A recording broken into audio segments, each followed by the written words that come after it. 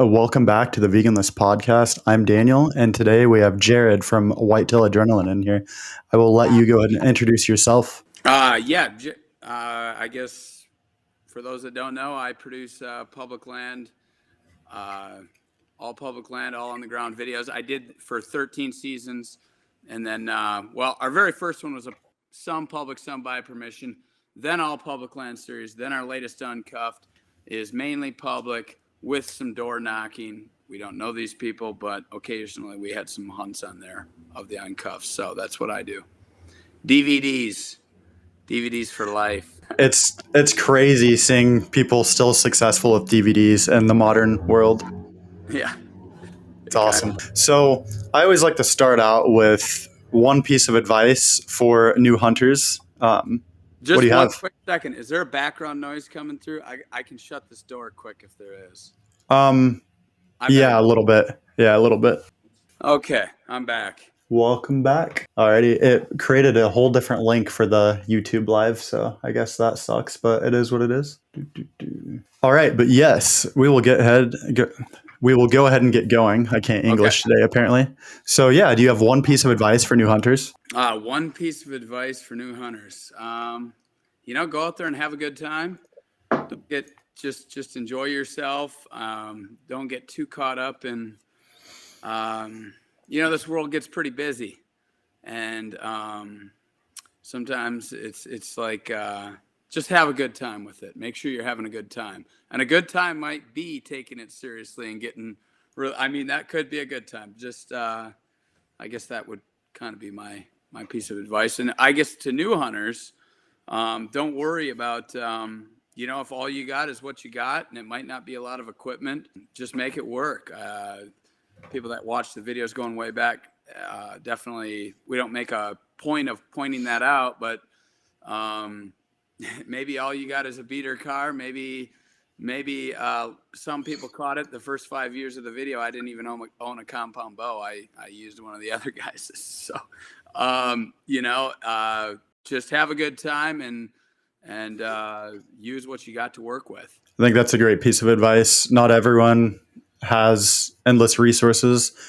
You hop on, YouTube, for instance, and you see a lot of people with, fancy new equipment, machinery, private land, so on and so forth. You don't need any of that.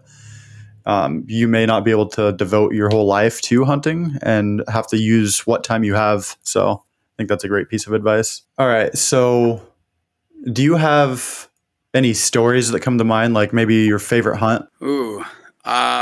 For a long time, it was one that was on our second video. A lot of people liked that hunt. I stalked a buck for 5 hours along these railroad tracks. It was in a timber setting, and it probably doesn't have the effect it did back then because you didn't see a lot of spot and stock whitetail stuff going on. So I think it probably, for me personally, outside of the video, how it all unfolded and how we went in there. We were still doing some tree stand stuff back then. We went way back into this piece, hung the stands. I get cold sometimes, usually pretty easy. And that's what happened after about an hour. And I also started to grow a little bored and wanted to check this piece out more, and started still hunting, basically scouting while hunting, still hunting. Sorry about that. All good. Anyways, and ended up spotting this big buck, and it took 5 hours and some shenanigans, doing a big loop, losing our visual and kind of jive-jiving between some different satellite bucks. For a long time, that was my favorite one. And then the way a big typical that I shot some years after that unfolded, that became even more probably special to me. Just it was a 4-day kind of fiasco on the Defiance videos. So people that have watched that, they know what I'm talking about. Yeah, that sounds like quite a time. A lot of people don't have the patience for a stalk of that length. I guess that brings up a good point too. You guys mainly hunt public. How do you approach finding like what land you're going to hunt? Do you do a lot of e-scouting, or do you just drive around and glass, or Yeah, I base a lot on my gut feeling and instinct.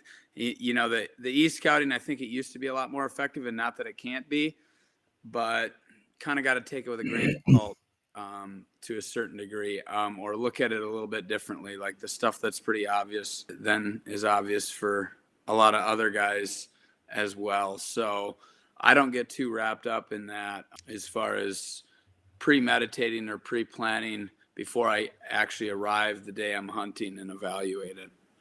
And then I make my judgment based off that, of whether I'm going to even enter the piece, or what part of the piece, or completely scrap it, or completely scrap the entire area after, sifting, you know, through or by several pieces in the area. If I deem the whole area is not worthy of the time, then I move on. And maybe it is just that week. I've seen that before. It's all based situational. You can roll into an area and it could be overrun with people and stuff, and 2 weeks later maybe that's all dissipated and it can totally change. That makes sense. So when you kind of roll up to an area, do you kind of like weigh in how many other cars are there, or are you glassing, or all of the above?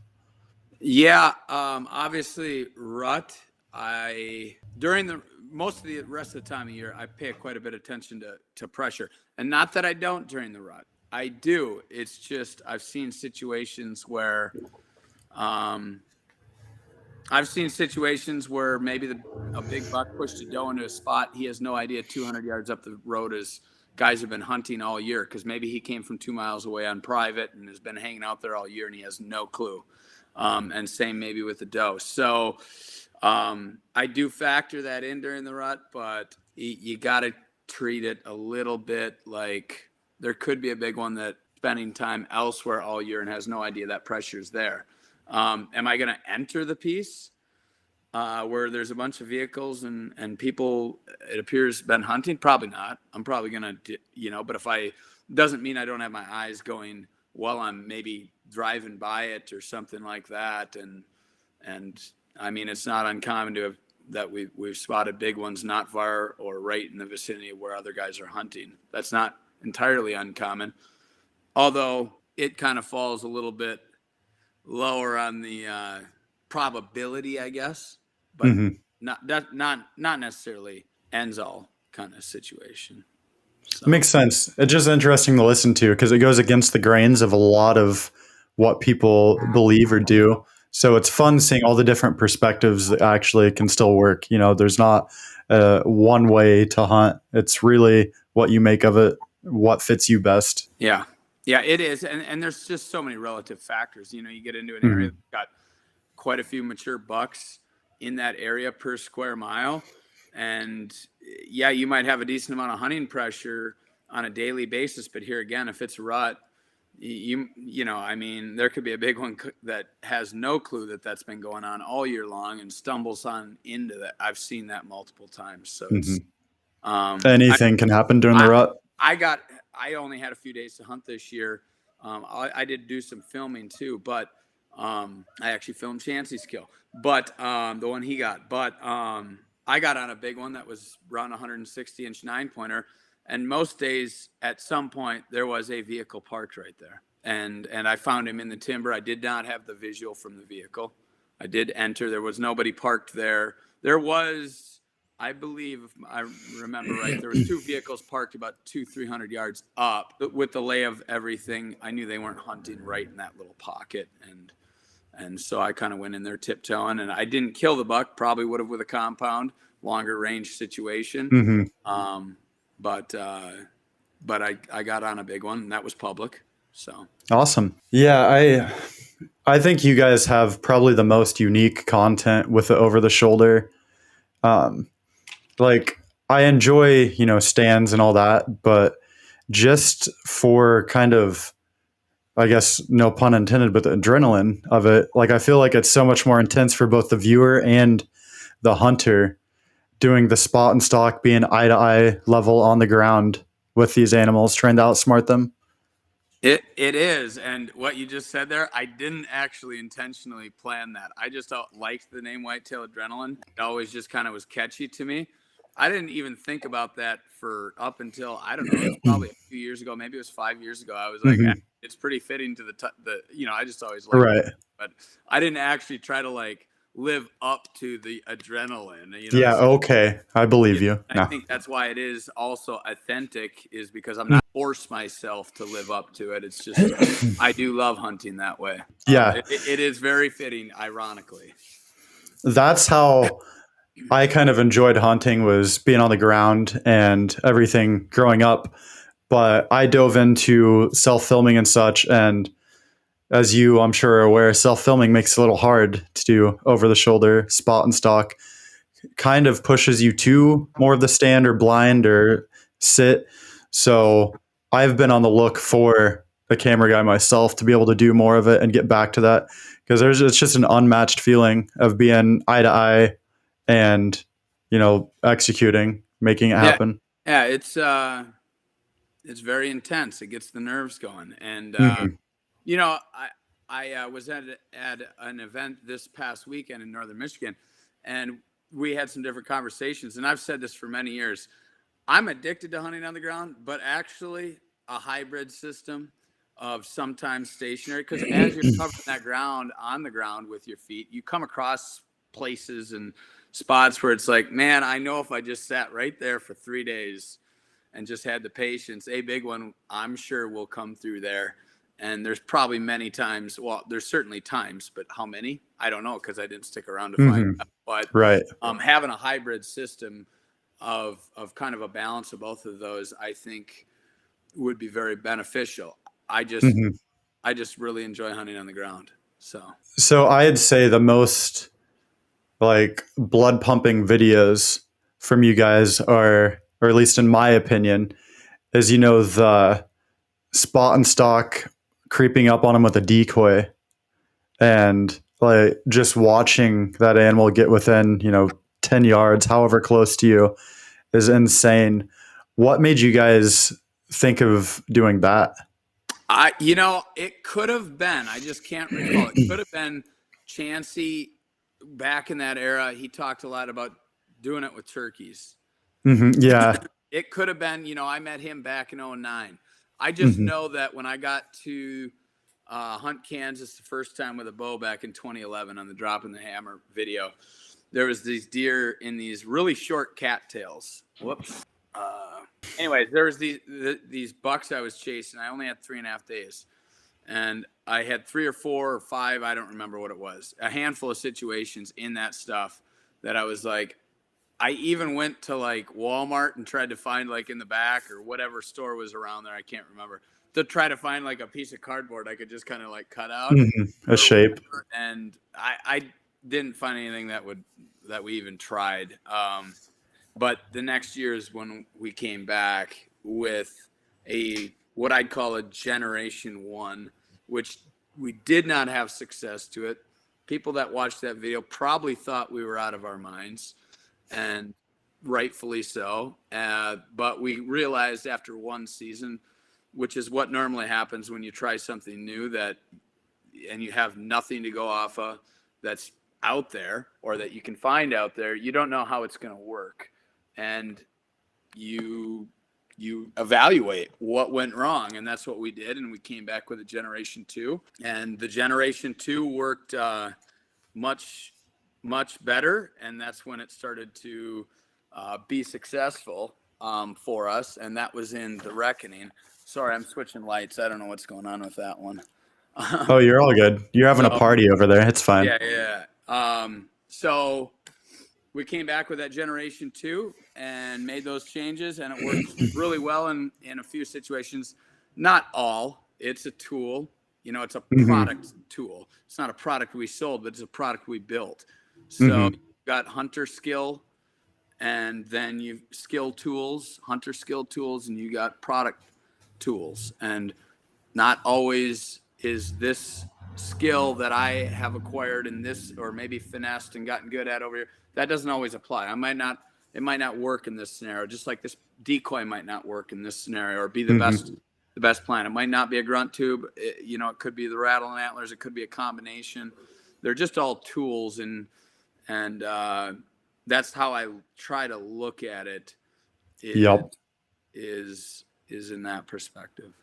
Yeah, I'm always on here talking about like the toolkit because there's so many different pieces, and you can think you know as much as you like desire about whitetail or animals in general, but at the end of the day that animal has free will and you can't like dictate that. Yeah, So its own beast.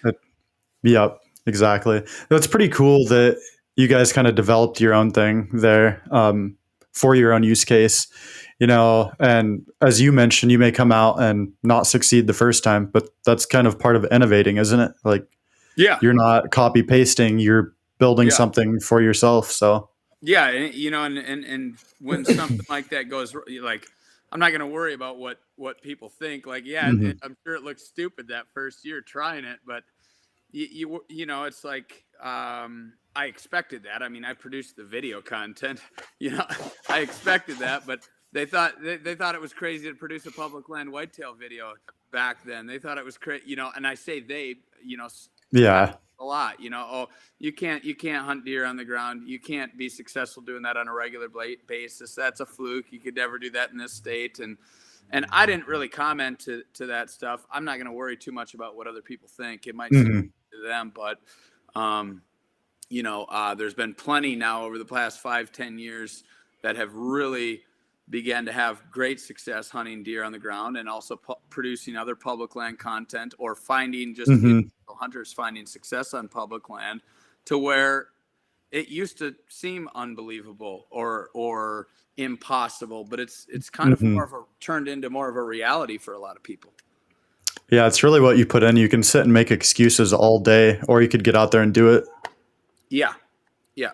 So, And if you here again, if you worry too much about what everybody else thinks about what you're doing and how you're doing it wrong when you're trying something new, I mean, the visionary is the only one that really knows where they're going. hmm. Everybody else can kind of speculate and make assumptions, and maybe they'll be right. Maybe they'll be right. You know, I've tried things and I'm like, yeah. You know, I mean, I've tried some things that I'm like, I'm not sure we'll be able to ever finesse that enough Hmm. to make it, you know, work on a regular basis or whatever. So it's not that those people are always wrong, but you can't worry too much about that. People are always used to seeing the end product, not all of the failures it takes to get there. So, as a content creator, you know, these people think that they're, you know, hurting you, but really, in today's social media and modern world too, all of those negative comments and stuff they're throwing on the post are literally just pushing you farther into the algorithm. So, realistically, I don't like, know how all that works yeah, I actually. know you're DVD wise mainly, but it's like there's a lot of negativity out there on content or trying new things and everything. And at the end, like I'll just comment back and be like, hey, thank you for liking and commenting. You're pushing the video to more people. Like you're doing nothing but helping me. So kind of just fuels the passion even more. So Yeah, yeah, and I don't like to go down the road of capitalizing on it. Like I'll mhm. show them, I'll show that. You know, it's Yeah, then you're not doing it for as the passion. yeah, yeah. You can lose yourself, I think, in that kind of Mhm. oh, he said I can't do that. I'll show him. You know, and I don't. Right. You know, I mean, it's easy to go down that road as a human being, but It is. um, I would caution against that myself. Yeah. And it's not so much trying to appease them or anything either. It's more like just literally them commenting makes the platform think that it's better content and being interacted with. So it just shoves it out more. Right. So, um, yeah, I mean, always listen to all the comment or read the comments, whatever, see what they have to say, but kind of just go with the flow, stick with your dreams. Yeah, yeah, And yeah, and you know, I mean, other people, you know, that anybody that reads those negative comments, that you know, I mean, that's a dangerous road too. That can be a slippery road if you let it yeah. eat. Yeah, you know, I think there's, you know, when I read sometimes read one, I do a quick evaluation, like, well, am I really doing anything bad? You know, like Hmm. that's where I kind of draw the line. Do they have a point? Or do they have their negativity mean well, Hmm. or is it Yeah. essentially? Is it constructive or is it just someone on the internet? Yeah, Yeah. And most of the time we know which one it is, or it's it can Right. be a combination of both though too. Most definitely. So By the way, all the platforms, feel free to ask questions and it's encouraged and such. As I told you to begin with, which kind of aligns with you guys, I do everything unscripted. Like, I think it's far more fulfilling and fun just kind of going with the flow and having the natural stories come out. Like, you can very obviously tell if things are scripted and yeah, yeah. so, It's kind of, in the production world. It's kind of a double edged. yeah. It keeps hunting fun for me and the guys out there because it's just totally what we'd be doing if there wasn't Hmm. a camera there. But then to produce it to a high standard quality and get that story to flow and make sense and take people through that journey, that is a nightmare. Yeah. It is an Yeah. absolute. I wouldn't wish that on people. You know, Yeah. like it's like pick your battle. Like Yep. I wouldn't enjoy doing the scripted stuff when it came to hunting, and I'd probably lose my love for that. Maybe not for the hunting, but I would lose it for a while trying to figure out what I think if I was doing that.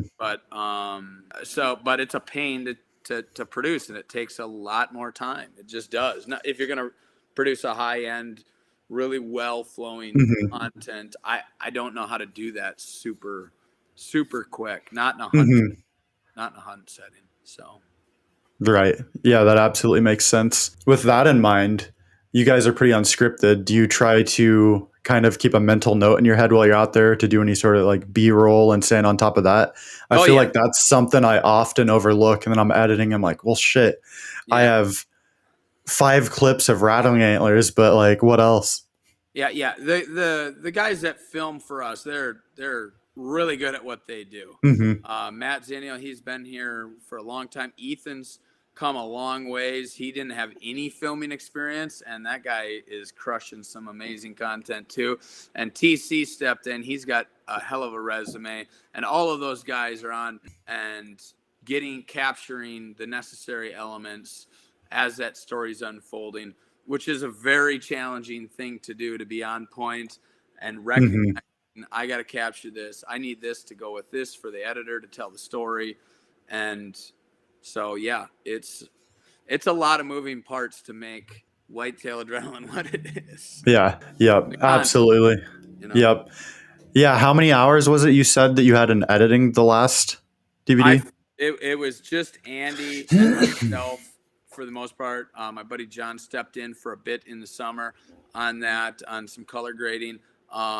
But between Andy and I, we had to have over 5,000 hours. I mean, it just, I mean, put things into perspective.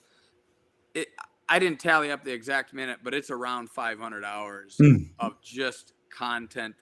That's without any editing. Mm-hmm. So that's a pretty high ratio, I guess. And not every, there was some things we could kind of skip over, Mm-hmm. but most of it had to get. That's a lot of organizing and sifting through content.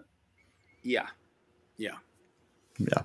So yeah, it's absolutely crazy to That's think why it's so of. difficult to duplicate, though. You know, Yeah, it is. it's not a pro. You can hand that content to 100 different editors, and it's going to Mm-hmm. come up looking 100 different ways. And so Yeah.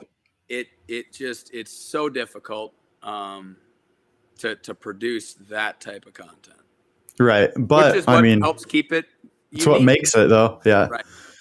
That's I think a big thing that keeps you alive and the social media or like instant era versus DVDs and such. So another thing that really sets you guys apart is the whole no sponsors.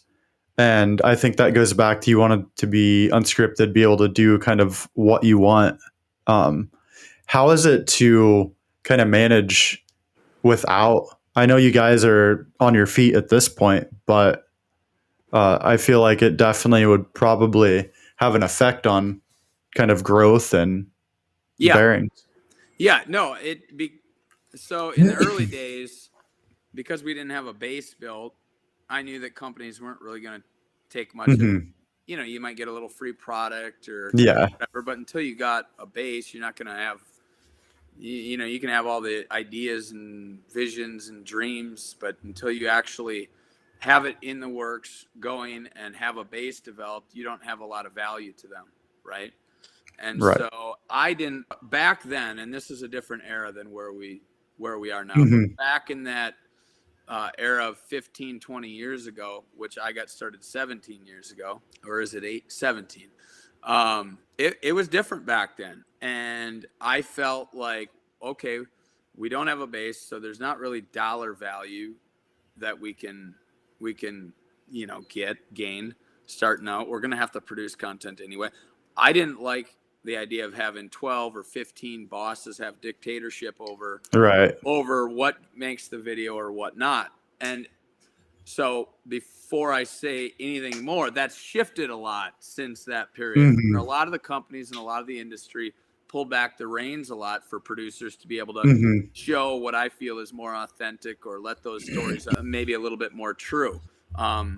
So that was one of the things, and I wanted to keep hunting fun and light for me and the guys on the crew, and I felt Mm-hmm. like that would disrupt and tamper with that Right. as well back in that era, to where even that I think is a little bit more loose. Well, depends on the company probably that a Mm-hmm. producer would be And the working. depth of the contract and all that.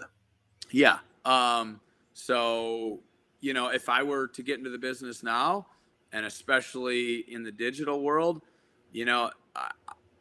I wouldn't have as much apprehension probably as I did in those early days about Mm-hmm. about going down that road. But we got established strong enough, and I like being my own boss, and I like having full freedom Right.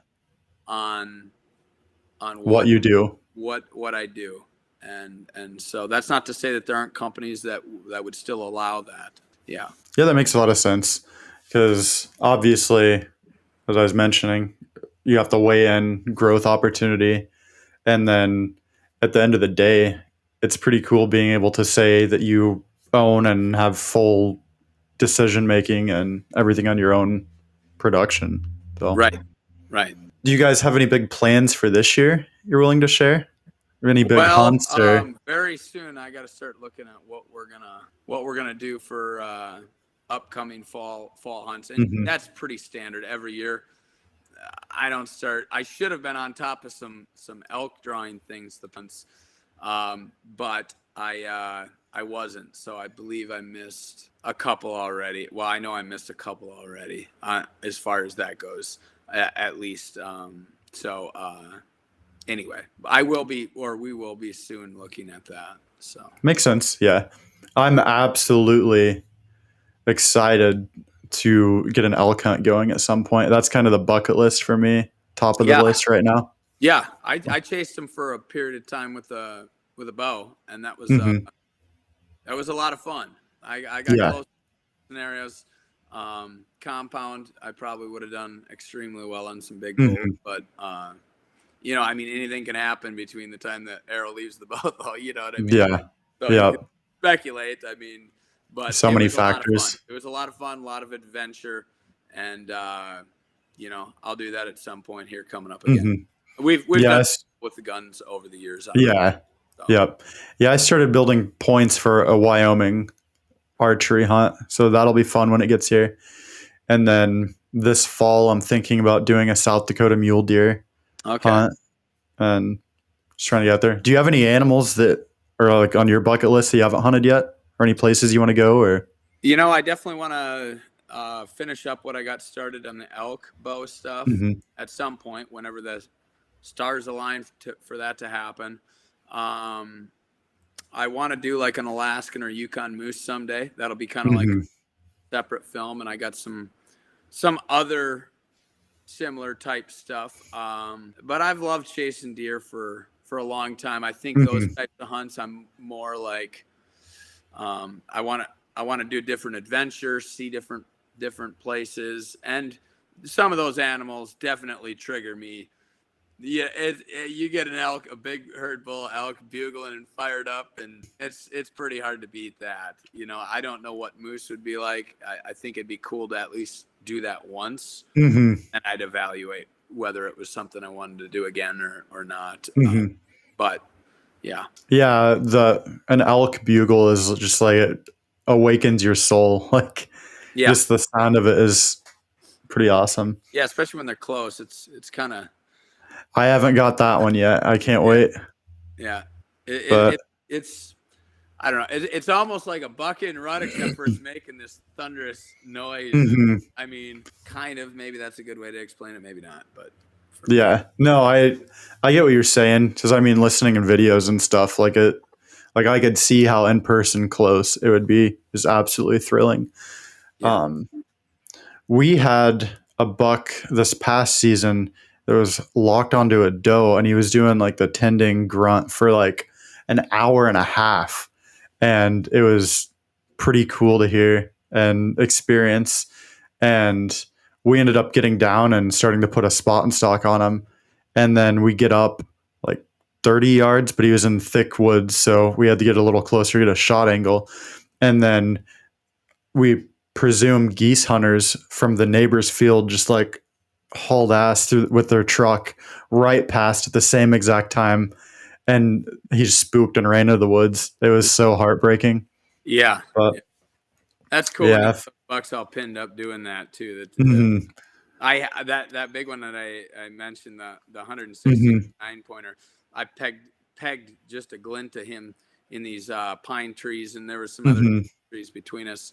Um, and it took about 5-10 minutes to even know if it was a buck, but he ended Hmm. up starting to do that, and yeah, that's a fun time.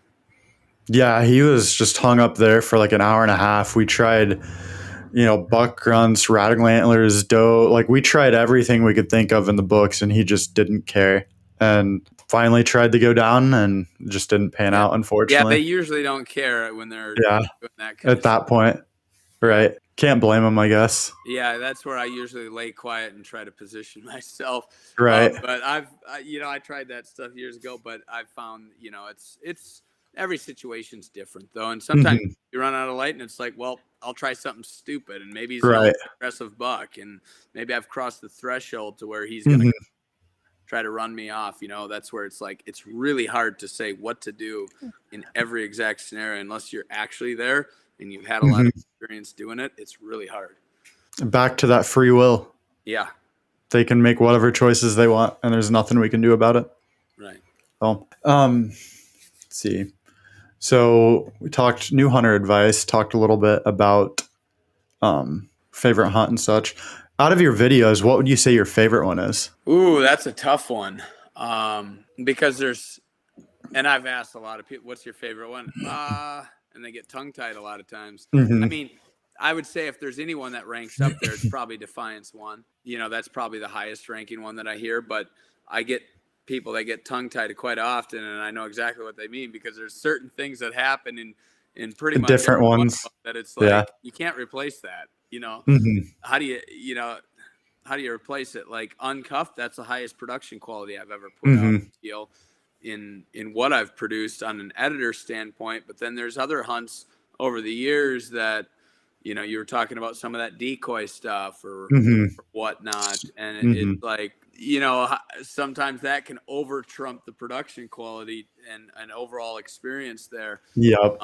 So it's really hard to say. I think Defiance one. That's been, I'd say, the overall. The next one I've got planned to come out. That season could trump that one for a lot of people, with some of the hunts that are going to be coming out. So just some really really good that season. It was like Uncuffed, except for everything was coming together really smooth and really well. Hmm. And there are some big animals and really cool hunts. So that one's gonna fly by. I mean, it's gonna be probably about 8 hours by the time it's finished product, Hmm. but it's gonna be 8 hours that's gonna fly. So There we go. Yeah, that's part of it too. You can't really dictate how your season's going to go. right. So, gonna have to go with it. So, for those that don't watch your stuff, is like your content from like individual year seasons, or do they kind of mesh together? How No, often they do don't. you release? Yeah, go ahead. Sorry. Oh, how often do you release DVDs?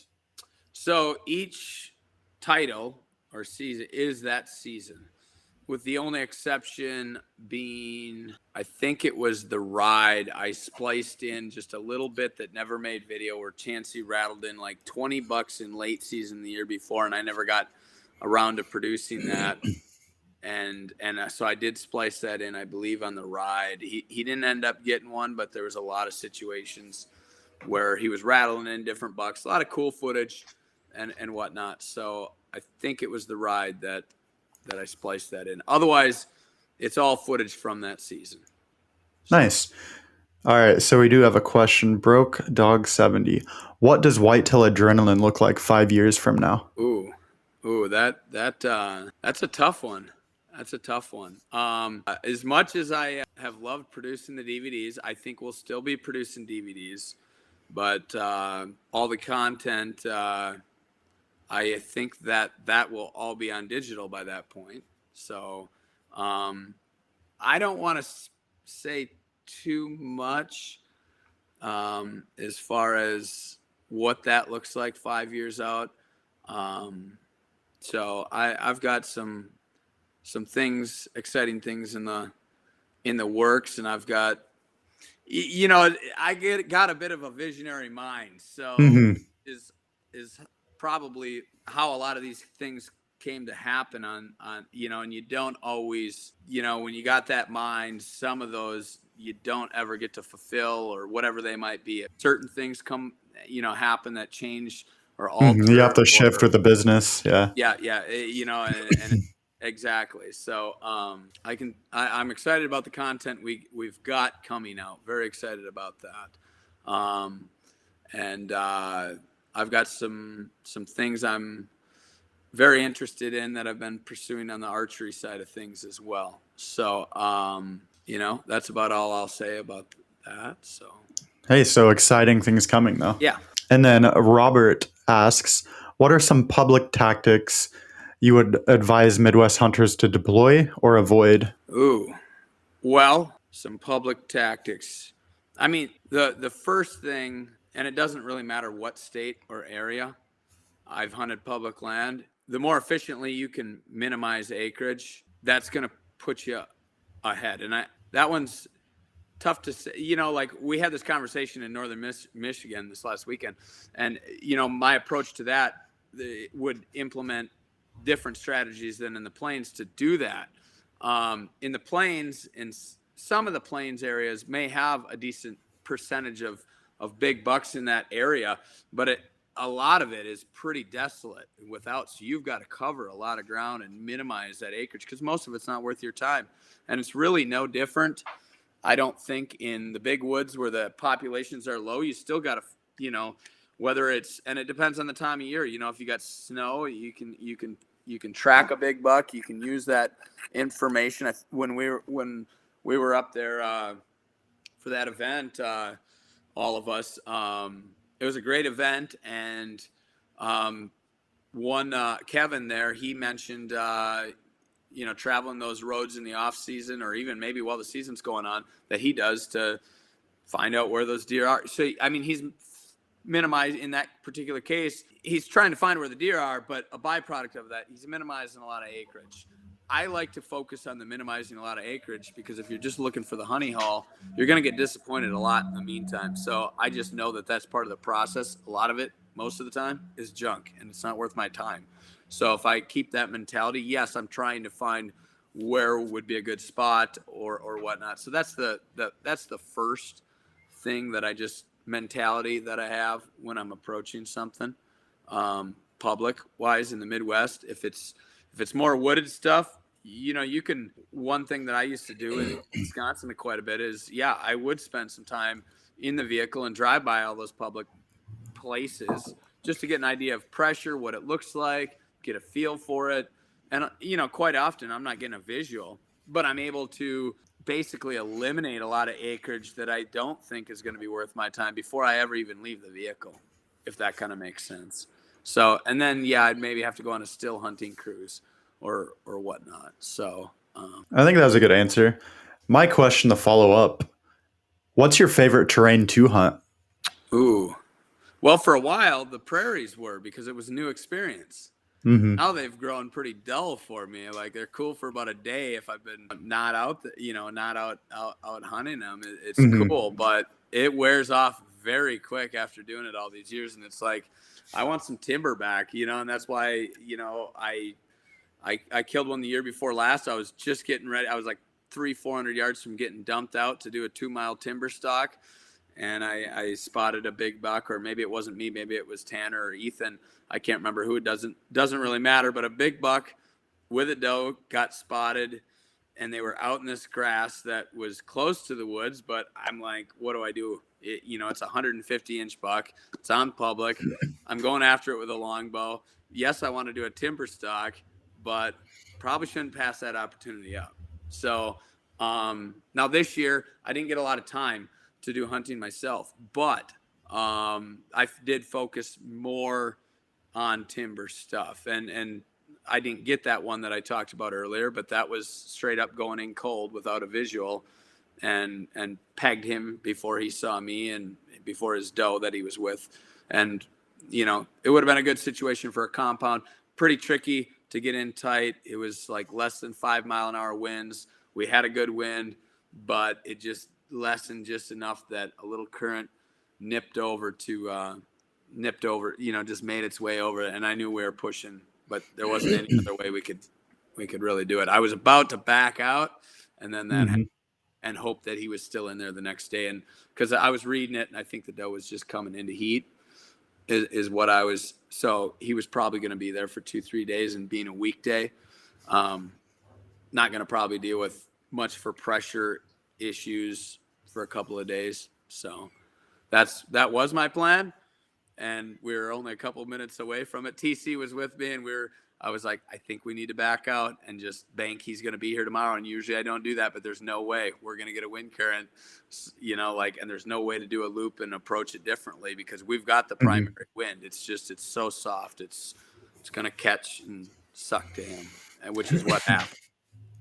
So then with your style of hunting, do you prefer stronger winds then so you can kind of mask your movement with the noise? Yeah. Movement, noise, but also the wind. It's the one coming out in the next film I killed. We had very stiff winds, but you got to watch that terrain. And we were staying high. We didn't know exactly where the deer was. It had been 7-8 hours since I seen him from about 2 miles out go over this ridge. It was early season, so I figured he was bedded somewhere on the other side of that ridge. And we waited for those winds to pick up, went in on him to try to find where he was at. I didn't spot him till I was 7 yards from him. And as soon as I did, I beelined it up the ridge to where Ethan was, which was only about 5 yards or something. Mm-hmm. But that gave me just enough height to keep that wind, because we were close to the top, keep it blowing over, because it was a gusty type wind. It was coming in and out. And so we hung up high so that wind could keep going. And then as soon as those winds felt like they were picking up strong, we shot down there as fast as we could. Mm-hmm. And I killed that one at either 4 or 4.5 yards. That's wild. But it's the tricks you learn over the years. It's like that exact scenario, I already knew what was going to happen. If I would have hung out there waiting for Ethan to get down to me, and I had to wait. I had to quick get to him, keep that scent blowing high, wait for the gust to come in, what I felt like was going to be strong, and give us a couple minutes and fly down there and make it happen. So there we go.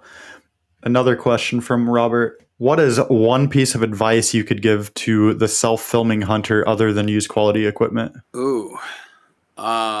Self-filming, that's a challenge, boy. And that's a tough one on a lot of. I don't know if you're just trying to capture, if the person's trying to capture their own hunt, and I missed where the name of who that was, but whoever posted that, if you're just trying to capture your own hunt to show your friends, that's completely different than trying to produce a storyline that has everything that.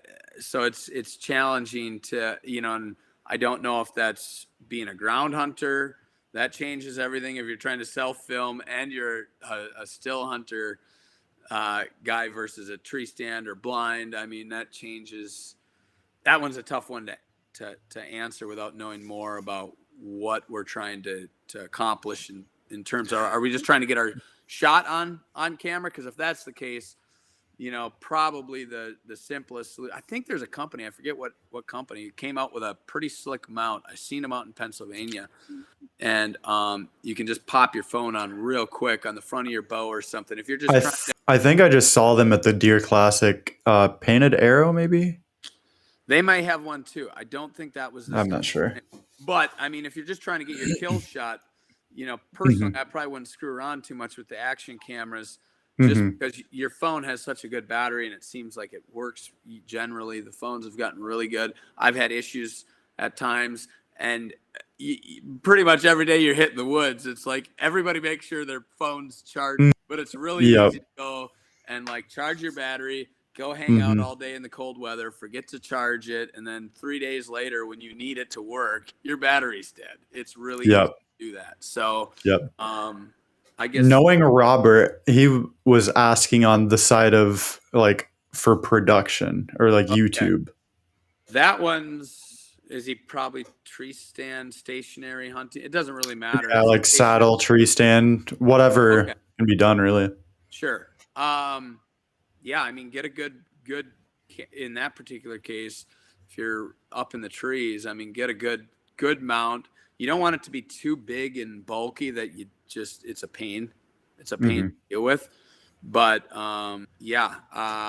it's been so long. I don't know if I've ever. Well, my first mature buck, I shot that one out of a tree and self filmed it. I had an arm, but outside of that, there's better guys out there that could answer that question than me on the self filming, just Mhm. because my experience doesn't live too much in that. You have a different niche.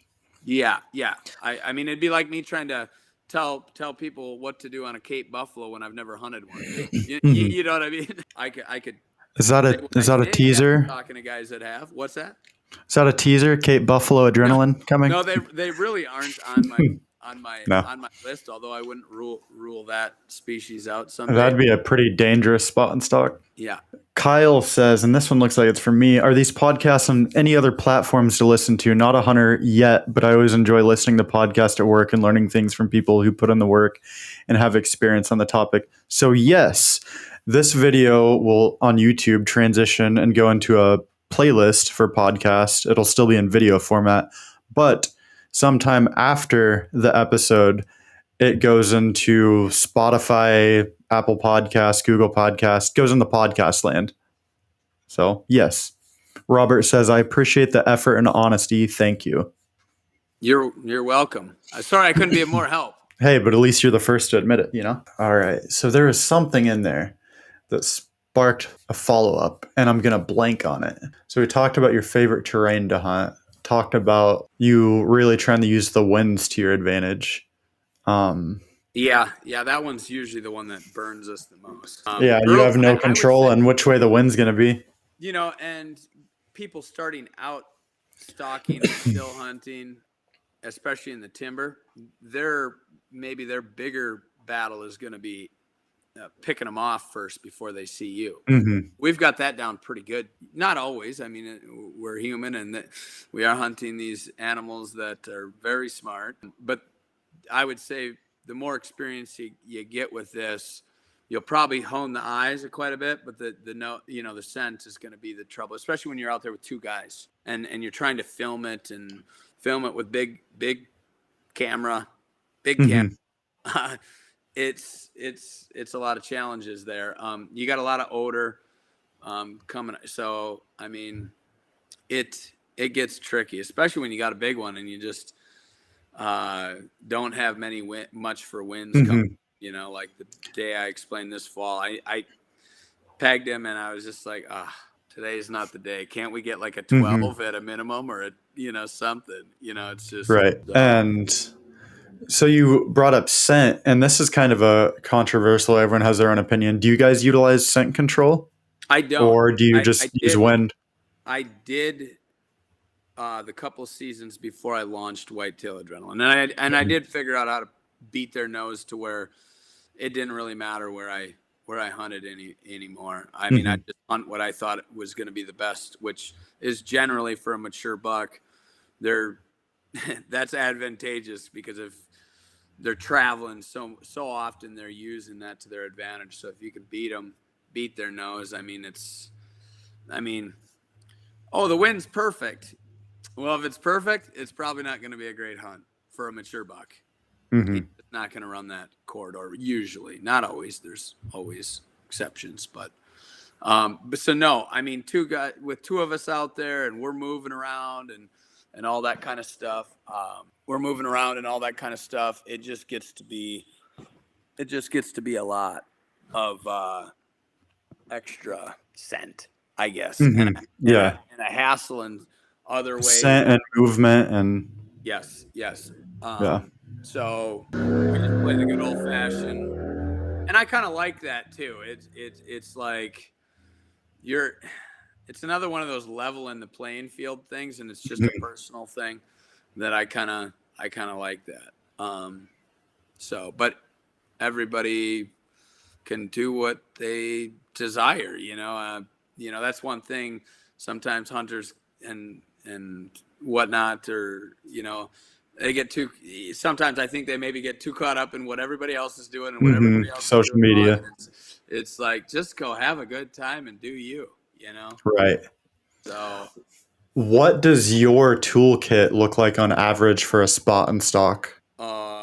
my bow, my quiver, my arrows, my broadheads, binoculars. That is the one thing. Outside of that, if I forget them, which occasionally happens about once a season or once every other season, I'll entirely forget them. Not usually when I leave the vehicle. I'll just forget them for the day or something, Mm-hmm. somewhere in there, and it just drives me nuts. Like, I can't live without them. Feel naked. I just, too many. That's the one cheater tool I call Mm-hmm. it, that it's like I'm kind of handicapped without that. So outside of that, I don't worry too much. I just wear the super light tennis shoes all the way down to 5'10" below. Um, I just mountain racing tennies, super light, very tractiony. I don't even worry too much about camos, but those are kind of, and if it's the right time of the year, I'll throw some or the right situation, I'll throw rattling antlers behind me, or a. I don't have the ability that Chansey does to run the vocals of a deer through my mouth. I wish I did. Mm-hmm. But I might throw something like that in my pocket. But Mm-hmm. I keep it pretty light on that. So Another a scenario. Okay, Hub Hanger says scenario. You have 30 minutes to hunt all season long. Where do you go? What day of year? What time of day? That's an interesting one. yeah, First off, let's focus on getting more hunting time. But yeah. Well, I tell you what, I don't know if 30 minutes means I'm walking out of work and I got 30 minutes, or if I'm arriving to my location. Sorry about these lights. I don't have. oh, it's all good. I need to get one because I've been doing more of these types of video podcast stuff. Sorry, I lost my train of thought. 30 minutes. Okay, here was the rule that 30 minutes in a stand. They just said. if it's all right, I'm gonna let them lights go. Yeah, that's fine. So the it's not a rule, but it was a mentality that my cousin Jim and I, he was in the bow hunting videos quite a bit in the early days. Now he shifted to more of a gun hunter, and I apologize he wasn't in the last video. Just he only did one hunt, and it didn't amount to. It would have been funny for people if I would have produced it, but it would have been very lengthy to produce in post Mm-hmm. production with not leading up to Mm-hmm. Jim throwing rocks off the mountain to try to find elk. That would have been funny. Yeah, that would. But anyways, Jim and I, when we hunted a lot more in Wisconsin, let's say we had 2 hours from the time before we left, like where we lived, right?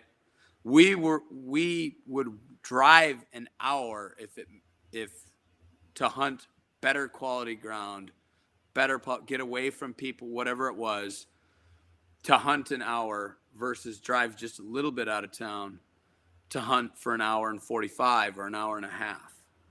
We found that in that particular area, we had a lot more success spending that hour to drive. And yeah, we only got to hunt an hour. There was a lot of situations, scenarios that, and we kind of realized that's well worth the drive to do that. So Mhm. in the case of a half hour, I'm assuming he probably means a half hour maybe from the time he's leaving the vehicle. Yeah, it said a half hour on the stand. Okay. Oh, a half hour in the stand. Yeah. Yeah. So, boy, that's a tough one because I mean, what time of year? Yeah, what time of day? Do I call? Like if nothing's happening and I got a half hour and it's the right time of year, I wouldn't be afraid to do a little calling of some sort. Maybe not over the top, but another situation. It might be that same time of year, and it might be just not the right situation to do calling. So Mhm. yeah, that's a tough one to really accurately for his exact. Yeah. There's so many different variables to it. Like, are you somewhere that you can determine where the bedding is, where the food is, where the water is, and set up accordingly? That Yeah. might be a decent use of your 30 minutes or however Yeah. long. So, Yeah, and we use the trick, like if we go into a spot, we've done this I was doing this back before the videos. I'm sure Tanner was, I'm sure Chancey was too. When he was doing some of the ground stuff early on, I know he did a little bit out of the gate. He killed his first buck on the ground, his very first buck with a bow on the ground. If nothing's happened, like if we go into a spot and it's just, maybe we had high hopes, whatever, and it's just not feeling right, like we wouldn't be afraid to pull out. Maybe we'd get a visual or run into something mhm. on the walkout. Well, I killed one and dropping the hammer doing this in timber. I was never going to make it to the vehicle, but I started still hunting my way out basically the big buck and I ran right into each other, essentially is what happened there. But doing the pull-out trick, basically, like you're not feeling it, and if we could do that, maybe it's just to get on the edge of something to overlook some CRP. Maybe that's 200 yards out. Maybe it's enough time to get to the vehicle and go quick to drive by a couple other pieces. And that gives you a leg up for the next day. Now, I'm sure there's been times it hasn't been the right scenario, but most of the time I would say it's put us further ahead. So that's a little trick there. So You're one not from necessarily me, killing that day though. right? You're But you're cutting getting your losses. intel. Yeah, yeah, you're Yeah. getting intel for the next day.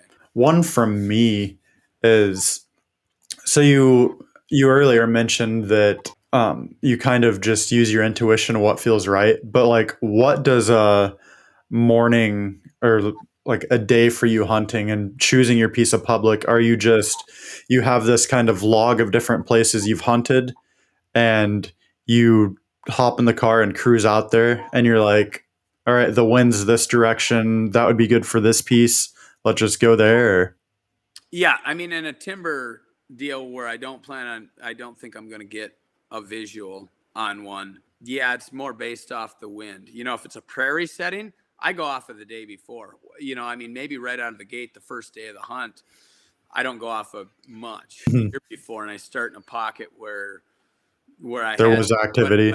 I do not hold too high a value on what was there last year, especially in the prairies. Those deer it can be totally different. And usually, Mhm. now same thing though. I killed a buck back in 2010 regroup, and I hunted Iowa day one, and I got on a big one. He was in the Mhm. 1/6 right out of the gate. I went into that piece cold, never seen it in the daylight, never been up those roads. Never. I went in before the sun comes up, creeping along, no tree stands, just on the ground, just Mhm. slow cruising, and I run into this big one and his doe. I end up finally getting a shot, but he had us kind of pegged. It was a high intensity, fast action situation in high winds as well. I cleaned Mhm. him. We ended up sifting our way through the timber and ran into a couple other pretty good bucks. Didn't kill. Of course we're gonna, and there was deer and bucks, and it was this craziness, right? Well, of Mhm. course we're gonna start out the next day there, but I already kind of had it in the back of my head. It's probably gonna be ice cold, which Mhm. it was. And then with a half an hour, we pulled the plug, kind of like what we just talked about, more on an evening Mm-hmm. situation. We pulled the plug in the morning and went, I don't know, 10, 15 miles away on a drive and pegged a 150-inch buck on public. And he was cruising, and we made a mad dash sprint in there and got there just in the nick of time to get a shot. Now that buck, another high intensity situation, we ran down in there, got set, boom, here he comes. And it was 26 yards, and the deer got a lot more drop than I thought. I hit him high. Didn't end up recovering the deer that's in the video there, but Mm-hmm. I'm sure he lived with that shot and what I've seen over the years, and seen him breeding does the next morning with that shot. Mm-hmm. So I'm sure he lived. I did have eyes on him running very healthy at Mm-hmm. the end of the day, which was, I don't know how many hours, 8, 9 hours later. So I'm speculating that he made it. But my Right. point behind that was I try to treat each day as its own. I might have a Mm-hmm. starting point based off of yesterday, but if I don't have a good feeling, it's just not happening. I'm very quick to cut it off. Now maybe I'll loop back later in the day. Maybe I'll check it out again Mm-hmm. the next day. I'm not completely, but right now I'm vacating. Go try to find something else. And are you going in pretty slow and taking your time trying to work back, or? It just depends. What the story I was just talking about, after Mm-hmm. hitting that one high, my buddy Scott had a tag for another state. I needed to regroup. So I jumped behind the camera. We traveled to the other state for, I believe it was 3 days, Mm-hmm. 2 or 3 days. Something, it was real short. And he almost got one there. He didn't. He had to get back. We hit my state on the way back, just planning for a half a day. But I Mm-hmm. went back to the original spot because I figured it was probably us being in there that probably made it so cold the next day. When I went in there the next day and evaluated what was going on, I was like, Mm-hmm. yeah, that's probably. But that little cushion of time, I popped back in there and I slow creep. It was a frosty morning, no wind, not Mm-hmm. whatsoever.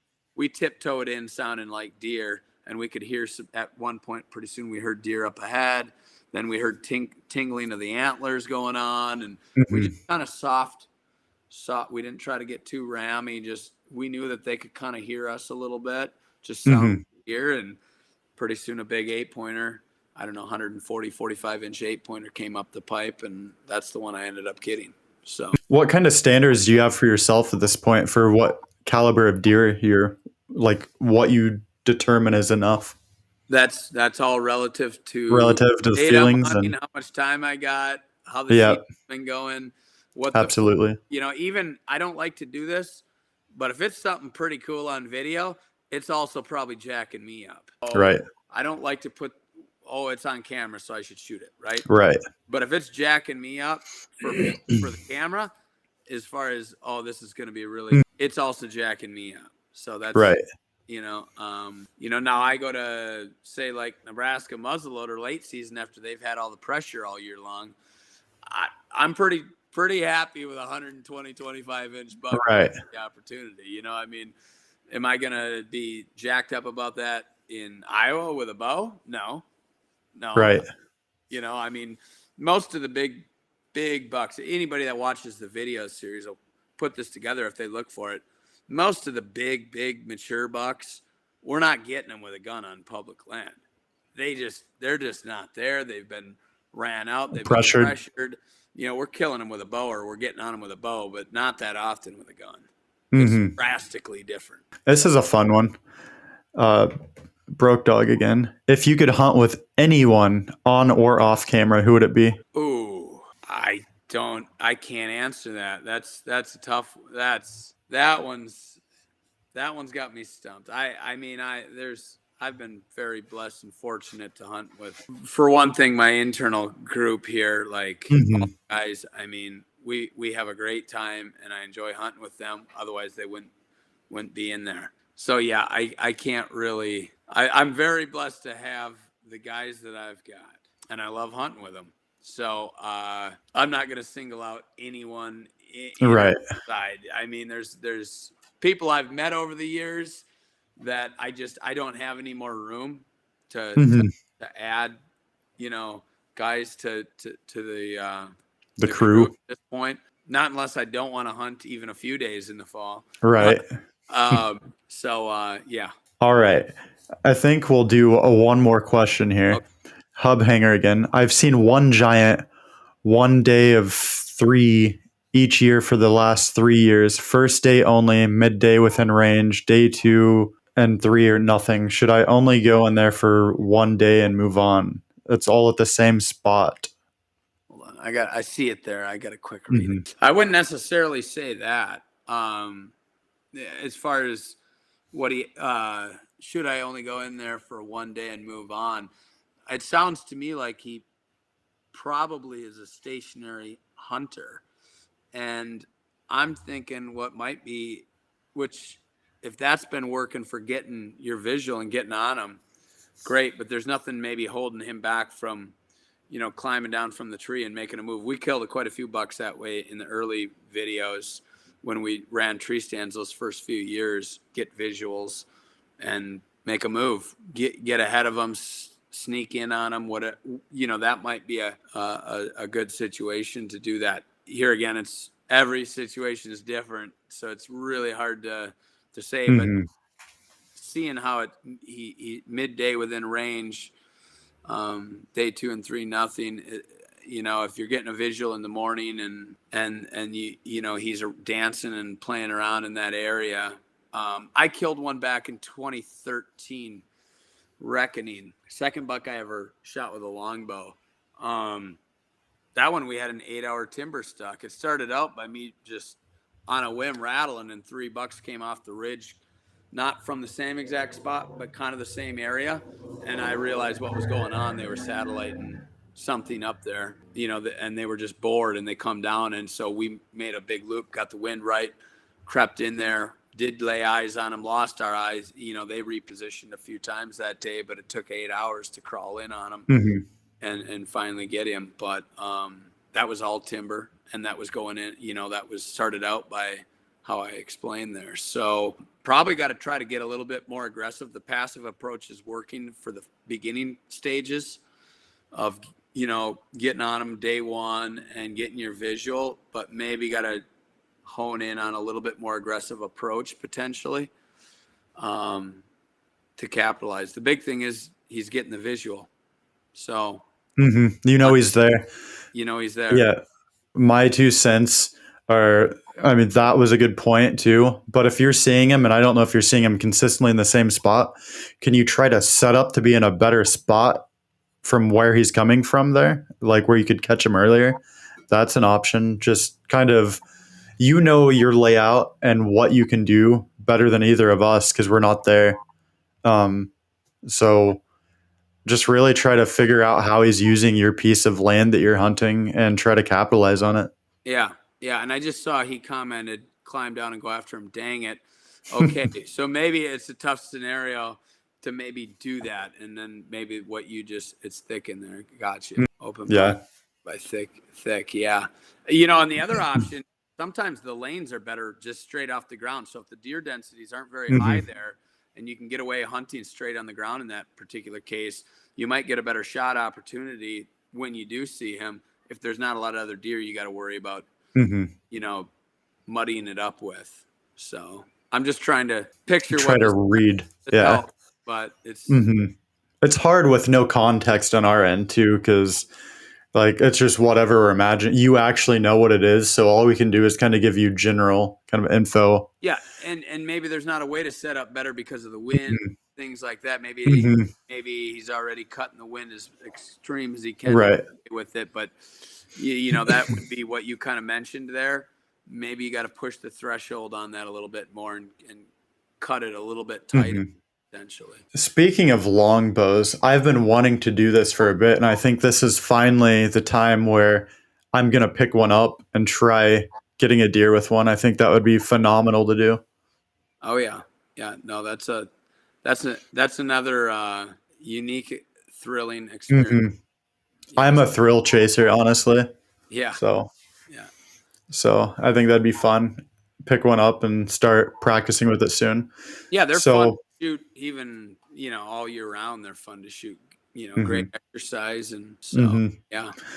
So And it kind of doesn't mean going you have to, it doesn't mean you can't shoot compound right. You don't or have to do one or the other. Yeah. yeah, yeah. I Yeah. don't, that's one thing. I mean, I just thought about this the other day. It's like, I run a longbow. Tanner did go longbow last year, but he's been compound. He runs a Matthews. Chancey runs a Hoyt.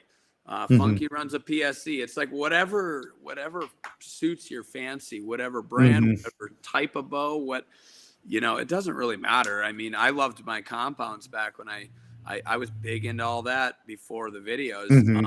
And I learned how to shoot them very accurately, which is why the first 5 years I could just grab somebody else's, shoot a target Hmm. a few times, see how they group at 60, and I had a pretty good idea, Right.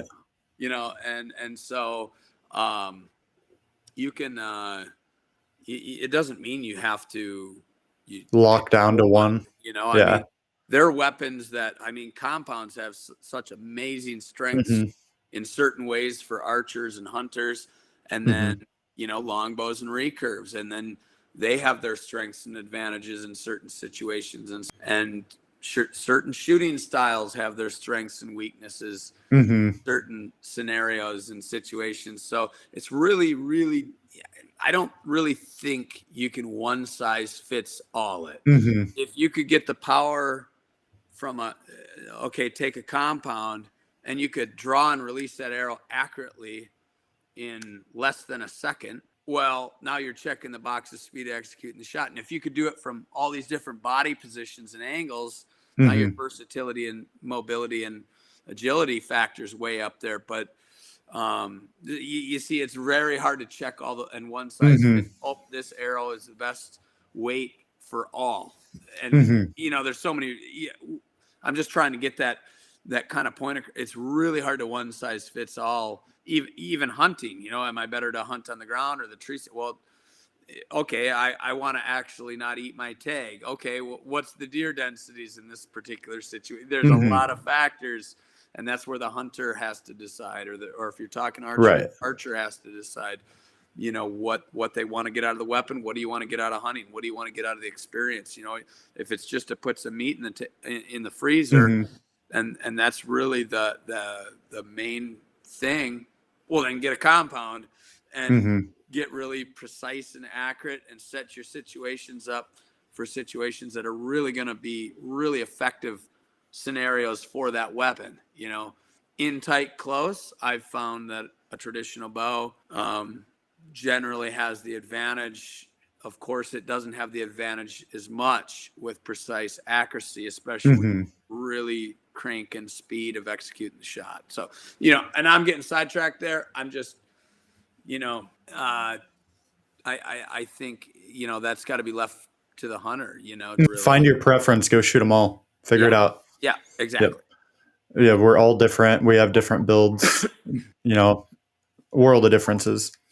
But yeah, I thought that would be an awesome thing to try. So definitely going to do that. And I want to kind of leave the rest of the time here as a platform for you. Say whatever about your brand. Tell them where to find you, Sure. the works, what you do. Yeah.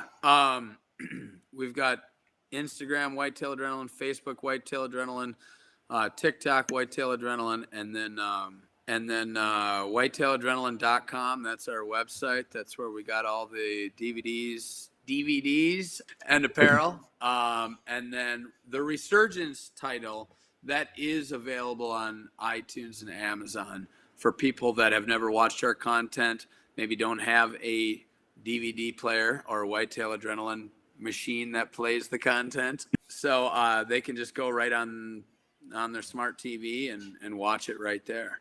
So the research Awesome. title. So Awesome. yep. And you guys just released a DVD like here within the last couple months. Yeah, it's a DVD set. It's got 7 Yes. in there. It's 15 hours long, so it's a big Hmm. one. But yeah, that just released. Long time in the making. Yeah, I'd say so. A lot of blood, sweat, and tears. Yeah. And Yes. right.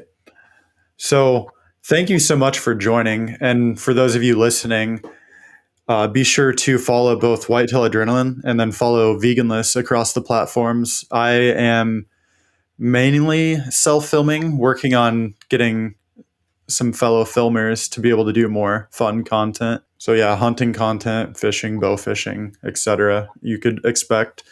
And follow these guys. And once this ends, the YouTube video will go into the podcast playlist and it'll still be available in video format, but the audio will go to all of the different platforms in podcast land. So thank you so much. And if you guys do watch on Spotify, be sure to go leave a rating to help try to push it out. So thank you Yeah, so much. you bet. Thanks for having me on, and I appreciate all the questions and everything, and the support. Thank you guys. Yeah, absolutely. Keep killing the game, man. You guys are truly Oh, and original. for anybody in Ohio, we're going to be there this weekend for the big open season Sportsman's Expo, and then Wisconsin Dells next weekend. I forgot to mention that. So, and They Chancey's have, going to make it to Ohio. So this oh, weekend. nice. So I got to put some things together there and let the people know. So, They have the best booth display out there. I'm thank just you. saying. Thank you. All right. Thank you guys. And in the live, have a great one.